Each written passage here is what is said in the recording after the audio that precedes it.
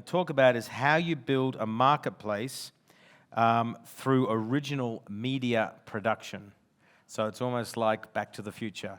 So, gentlemen, if you'd like to come up onto stage. Thank you, Simon. Give it up. Dynamic duo. Yes. Well, look how you've dressed. You look like Batman and Robin. You choose who's who. Yeah, thank you, everybody. Thanks for sticking around. I really enjoyed the conference. I've been here many, many years, and this is one of the best, I've got to say. It feels like there's been a great energy. We've been talking about new things. Things have been happening behind the scenes, just talking about, the structure of markets and the structure of businesses. So very exciting conference. Thanks for having us, Simon. So what we're going to talk to you about briefly is my latest project in real estate marketplaces. I've been doing this for a fair amount of time. And we're going to talk a little bit more about, less about the product and more about the experience and more about this idea of building a trusted brand in real estate, because this is something that I'm very, very excited about. We talked a little bit about these generational shifts with the consumers, and we haven't talked a whole lot about the industry brands that surround real estate today. But certainly when you think of those industry brands, they're dying brands, at least in our opinion. Nobody sort of under the age of 30 is thinking about Coldwell Banker in a particularly favorable light. So who are they thinking about is a question that we talk about inside our team quite often. So this is the inspiration that we drew to think about how we build a brand with a new generation of home seeker. And we looked at the automotive sector because what happens in cars is fundamentally different to what's happening in real estate today. And it's, I think, showing us a very different way to build a relationship with consumers and also a very different way to build a marketplace. So if you think about this kind of content, if any of you know car creator Doug DeMuro, he's famous for standing in front of a vehicle and saying, "This Audi Roadster," or whatever it is, and then giving you a very authentic view on that car. Warts and all, this is what you can expect when you drive this vehicle.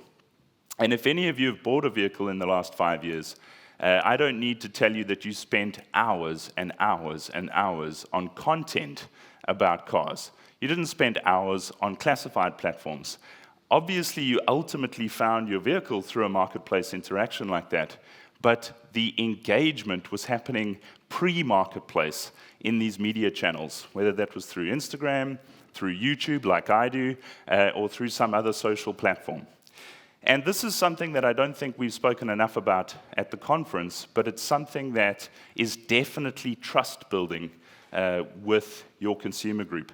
So when we think about a YouTube channel like this, we're talking about how do we build an experience on our platform. But if you think about YouTube, it's got to be one of the most powerful, algorithmically driven recommendation engines of our time. And it's all completely free. You just need to produce compelling and engaging content. Obviously, what happens next is this marketplace evolution. And so guys like Doug DeMuro, guys like Matt Watson at CarWow have created marketplace businesses, lucrative, interesting, new marketplace experiences out of a media company.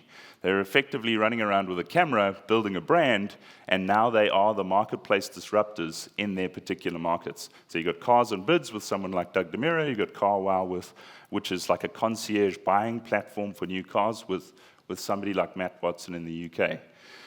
So we thought there's something in that.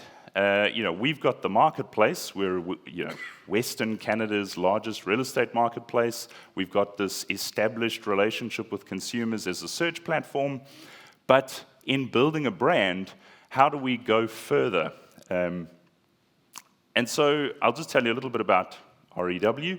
I'll tell you about what we're doing, and then I'll introduce you to Justin, and we can talk about exactly how we're doing it, because I think that's the piece that most people care about. So bear with me for a couple of minutes on the why, and then you'll get to see the what that we've put together. I don't need to explain this kind of slide to anybody in the room. Buyer journeys are obviously very, very different depending on the transaction type.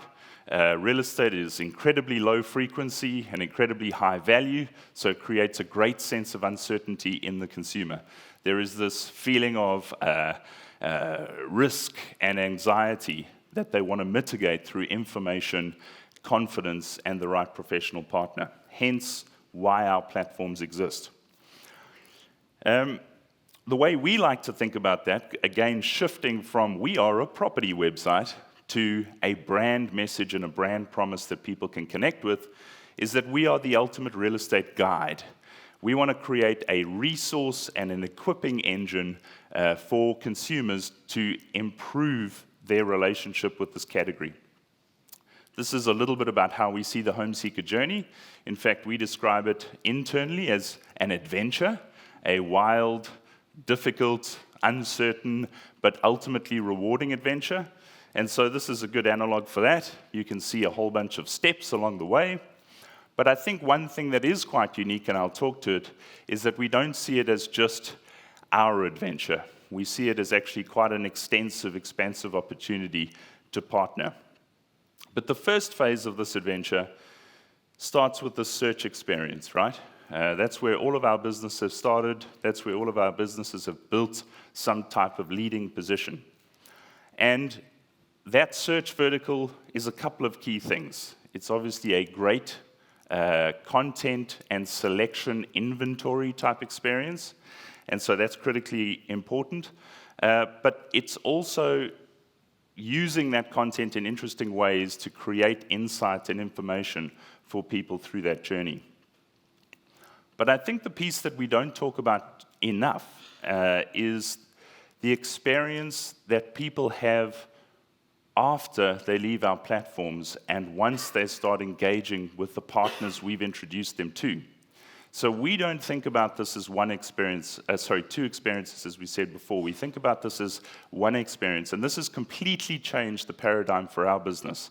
When you take the agents and the rest of the industry that you are connecting home seekers to, and you see them as part of your brand experience and part of your business offering, if you like, the first and the last mile, then everything becomes about who you introduce them to, how good they are at what you want them to do, and how the two of your sides of that experience relate to one another, particularly around that interface of the lead generation itself and the connected experience that they have with their real estate agent.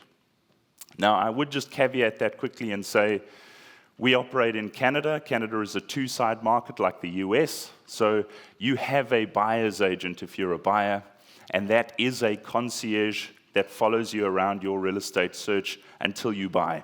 And so it's much easier for us to partner somebody with a great agent. But to tell you what that looks like, agents are not created equal.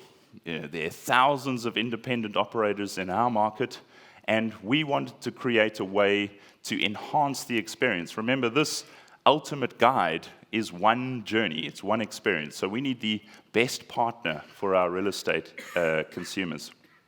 And so this is just a very, very quick pyramid in our most populous and popular province, which is BC out in the west. There are actually 15,000 registered realtors.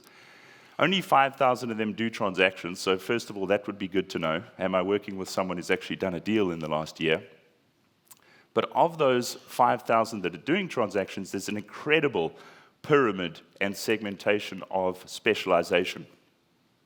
These specialist realtors that are at the top of that pyramid, people that are earning more than most of us in the room, not all of us certainly, but the top 100, 200 realtors are doing 100 to 300 deals a year. So they're actually incredible professionals and incredible specialists. And it was a realization for me, coming from other markets in the world, that, hey, agents can actually be phenomenally good at their job. And that was like a bit of an awakening. And then that informed how we built this experience, how we partner with those specialists to create a digital and relational journey for a home seeker. So that's the second part of our guide. The first part being a great search experience, the second part being a great partner experience, and seeing the top specialist agents as indeed an extension of REW. But this home seeker journey, at its very core, and I think I mentioned it on the panel in the first day, is this idea of building confidence for this uncertain adventure. And you only do that with great insight, with great commentary. I mean, I think, Simon, you spoke to that YouGov poll, and you were talking about how younger generations trust property portals or trust recommendations. And this speaks to the type of media landscape that we exist in now. The media landscape is a preference opportunity for top insight, commentary, great creators become the recommendation gurus for their particular category. And so we wanted to do that in real estate. Justin's going to tell you a little bit more about what that looks like.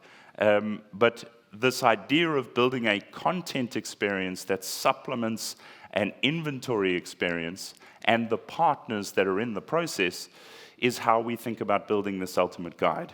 We don't think you can be an empty shop window that any old agent can put any old listing in, and that's a brand promise. We do think that you've got to have a deep, insightful conversation with your home seekers, build the confidence and trust in your brand. And we're doing that through the lens of an original content series and a content experience that expands across our business. So Justin, VP of Brand and the head of our studio, is going to talk you through that.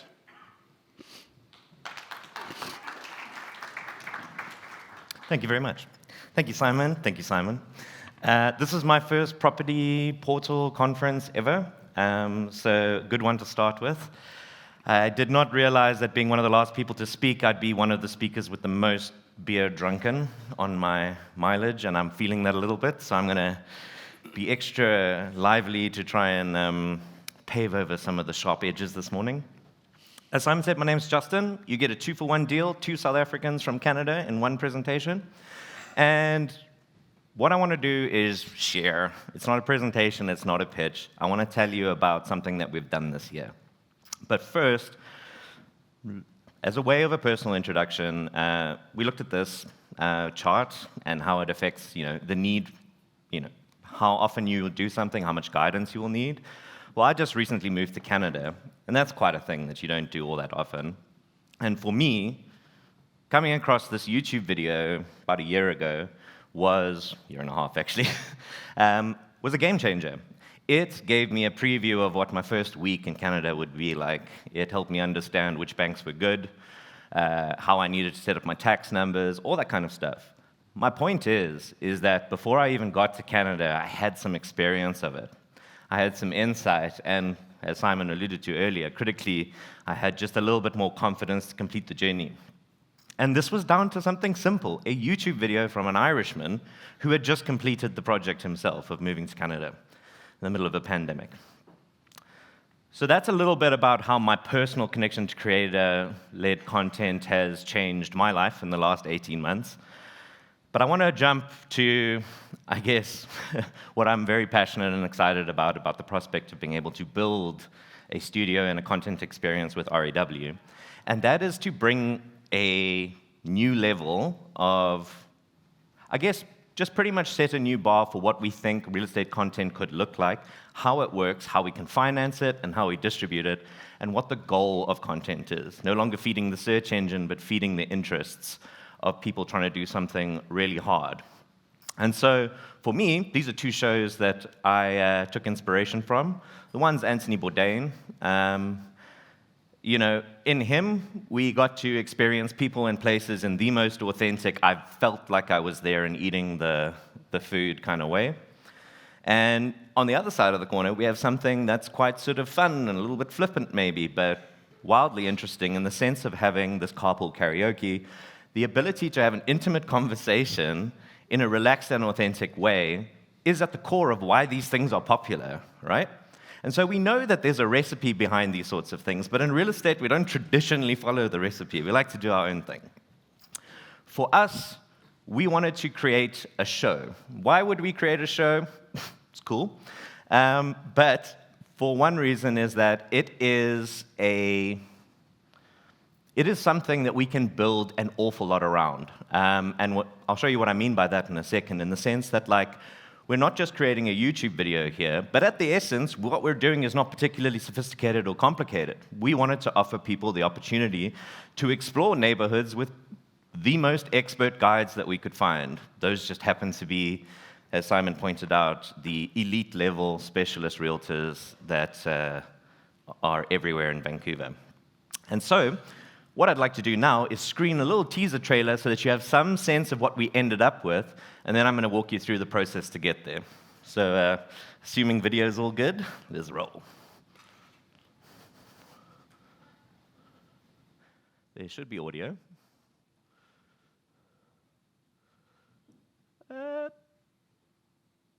What these places are really like.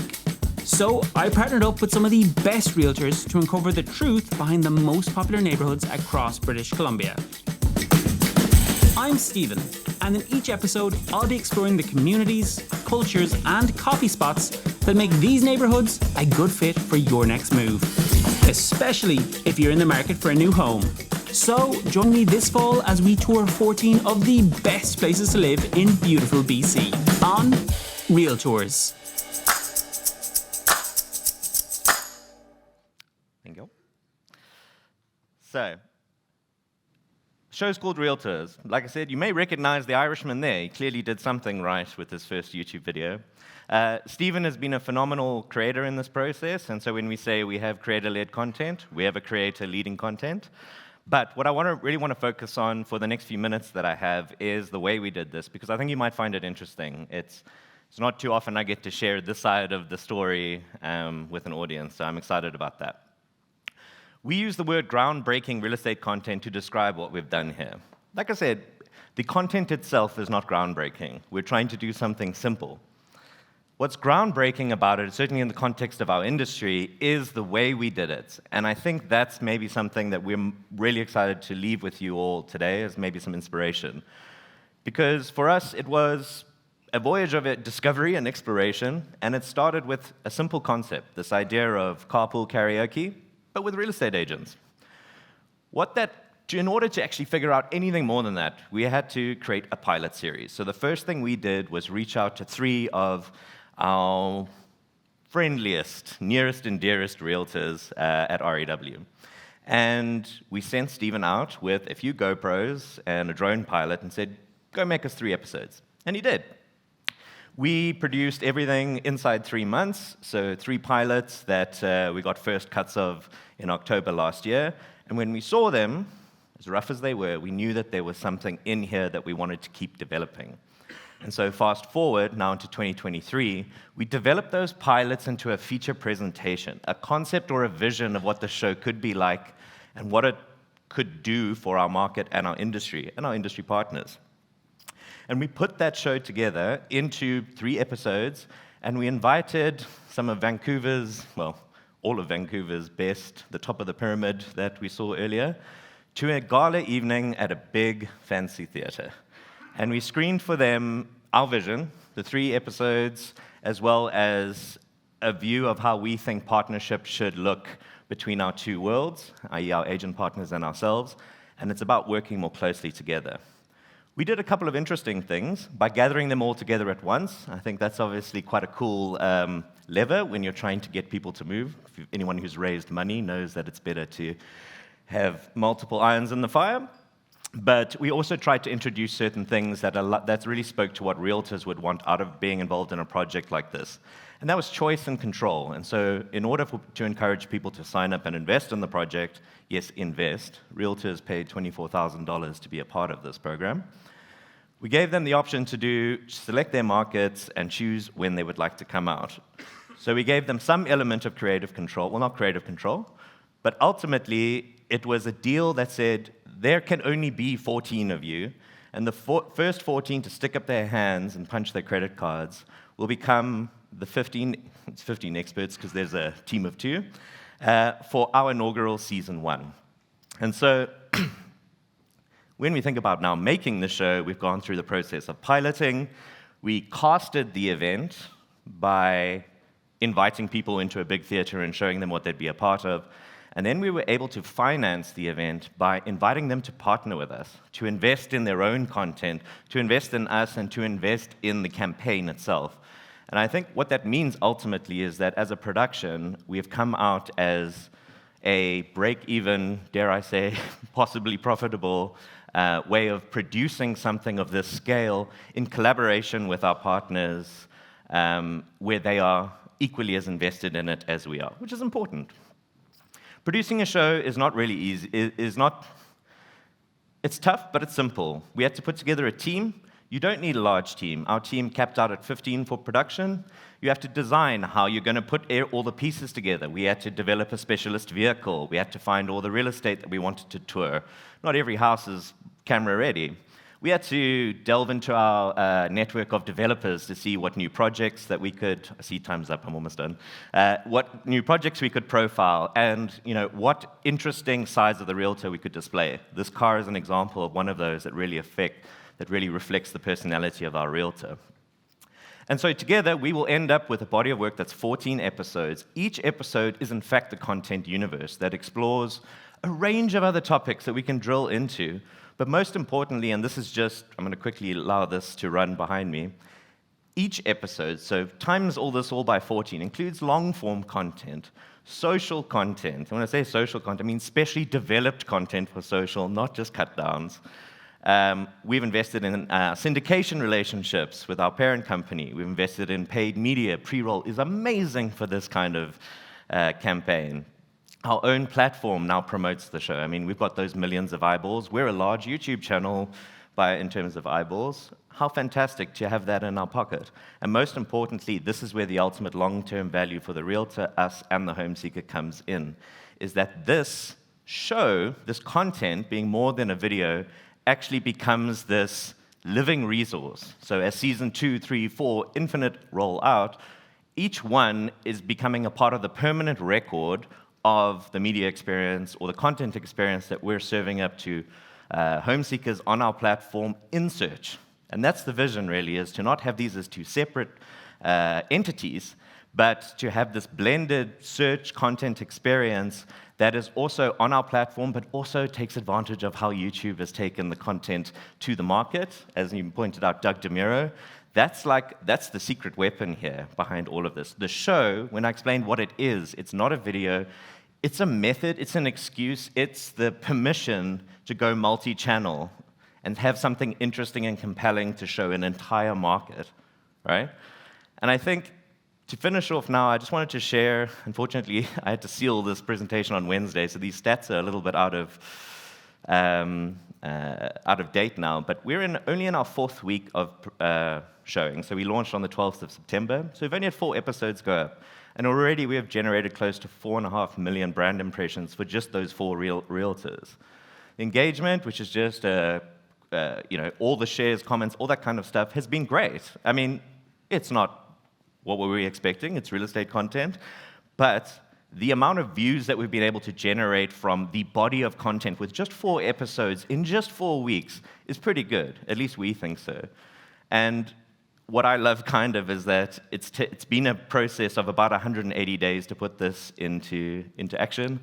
And we have now taken up 180 days worth of watch time from the people of Canada. So it's always nice to pass that. But if you want to know what we really look at when we think about, is this being successful? This has also gone up to 97.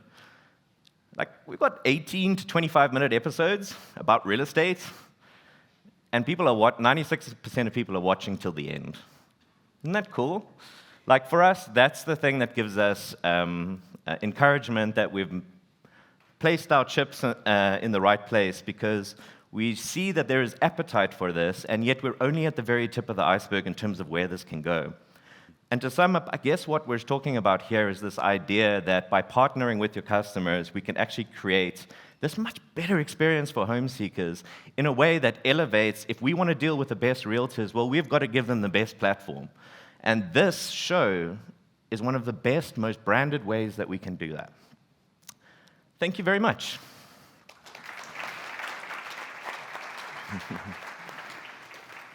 Gentlemen, thank you very much. Totally different way of thinking about it. How do you measure performance of content of a performance of content creating team? Is it affecting the business metrics? The idea is obviously in the long, sorry, you're welcome to jump in, but from a content creating team, for me, as the VP of brand, like this is part of our brand building exercise. So yes, it's very important to be measuring it in that sense, but largely what this has done for us is open us up to, we're now in business at new dollar values with the most elite customers in our market, and that's never happened before. And I'd say like that's a good sign of showing like where this is trending to in terms of positivity for the metrics. Yeah, I mean, I would support that. So the metrics that obviously matter are the engagement metrics. Those are critical for any portal platform. And so Justin shared a little bit of those. Another metric that really matters to us is obviously revenue. But nobody talks a lot about cost. We talk about EBITDA margin, but what's built into how you build that cost picture? Marketing is obviously a big piece of all of our business expense lines. This is really a fascinating way of subsidizing marketing cost. Our brand is everywhere. It's everywhere with the realtor partners that we have, and it's subsidized directly by their spend. So it's a fascinating way of thinking about one of your biggest expense lines and reducing it. But yeah, those are the business metrics I would think about: revenue generation, cost reduction, and obviously the engagement metrics. Through the it's not old, are they? Through your other products, yeah. How easy would it be to get $24,000 out of an agent? I mean, as you know, difficult. We've got membership at the bottom, and we go all the way up to this kind of premier offering for the top few customers in our pile. But to have people come to a room like this one night of the year and close all 14 episodes pretty much on the night and increase revenue by whatever that was, $300,000-$400,000, that's not that easy to do. And I think that was the very first go-round. What we're seeing now is this real demand for Season 2 in our main markets, and we're seeing demand for satellite seasons, if you like. Tell us about Vancouver Island, tell us about the Okanagan, tell us about these other markets that are more distant from the core. And so I can see this being $1 million business for us next year. Okay. What's the budget for one episode of RealTours? You mean the production budget? Yes.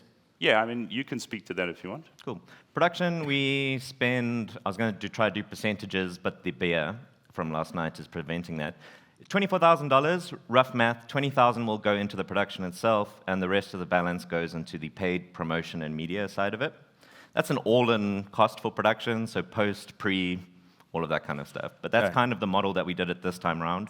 I would say we'll probably tweak it for the coming seasons, but there's a recipe there to be sure. Okay. Who is paying for this? The realtors themselves. Okay. And it says it feels like it could be there more relevant for mayors or the local cities, etc., than the realtors. Or the realtors need to have close to a monopoly on the location, right? You've got to have one realtor, one location. Yes. Can't allow someone else to do the same. Yeah, location. so there's a little bit of that, and we had a little bit of horse trading on, which markets particular realtors wanted to represent, and I'm sure the more we do this, the more of that we'll get. But to your earlier comment, the earlier question about other partners, there's definitely mobility partners and publication, media partners. Local businesses. So there's perhaps an ecosystem that could exist around it. And we didn't speak enough about this content universe. It really isn't about the episode. The episode is kind of the hero piece. That's the piece that everybody's interested in. But the content universe, for every one of these episodes, there are at least 20 artifacts that are across multiple channels, all speaking about slightly different things. And so when you start talking about getting other partners involved, they're quite excited about that opportunity. I like the top comment there. No question, just the best fresh idea from the first PPW. Congratulations. And actually, I have to agree. I mean, having, 39 of these things and sat through, I worked out close on 1,000 of these sort of sessions. I've got to say, this is totally different to, I think, anything we've actually seen before. So well done for cracking something different, which is all around user-paid advertising of your brand to a sticky audience. I mean, 96, 97%, all the way to completion. Come on, you don't get that on normal YouTube stuff. There is a question here is, why did you start your own production rather than sponsor existing YouTubers? Yeah, it's a good question. I mean, Justin is really investigating the whole creator universe that exists. Canada is actually a bit of a hotbed for this. So we will definitely be doing a lot of collaborations. But sometimes when you want to bring an idea to life, you have to do it yourself, at least the first go-round. And so we're hoping that the studio itself will build into our own original productions, contributor-led productions and collaborations, and ultimately become a meaningful part of our kind of media offering to home seekers. Okay, so time is up, but a couple of thoughts I had. One is, when we talk about trust in a brand, okay, we know that from the stats that there's still a lot of trust in agents, so you're now bringing together the trust of the portal with the trust of the agent, which is building a better experience, better engagement, and then positioning you as almost the thought leader, but the place to go for information and news about what's happening in the BC market. So, and they're paying for it. Yeah, which is even better, right? So you're not having to dip into your advertising budgets to create a fantastic outcome. So that was sort of the first thought I had. And the second is, for me, I think that what is sort of unique and amazing around this is that you've forced yourself to target the top 10%, 20% of agents in a market. And I don't think we often spend enough time segmenting our customer base. Those are the ones with, as you said, the $1 million earners at the top, the 75 with $1 million. They can splurge $24K on this production because not only can they afford it, they have to do it. Yes. Because they've got to be the guy who owns West Vancouver, right? Absolutely. Yeah, I mean, I'll just speak to that really, really quickly because that's a learning that I only made going to this North American market. A lot more agents in those markets than you see in some other markets, and higher levels of specialization than I've seen in other markets. But I think it exists in all areas where you've got great agents and poor agents. And there's some businesses that focus very much on agent recommendations. But our view of our business, because the listing pays model is a difficult model to make work where you've got MLSs and ubiquitous listings, we actually think of our platform more as a reputation platform for great agents. And when you start thinking like that, it changes the whole mix and approach of products and offerings. So I completely agree. Segmenting your customer base is a great first step. Like, how many agents are earning what, and what would they need from us other than listings? Yes, it's the most important thing is go ask someone who has money for money. Yes. The whole process. More success, yes. Justin, thank you Simon, very much. thank you for having me. Thank As you, usual, sir. fantastic Appreciate that. stuff. Yeah.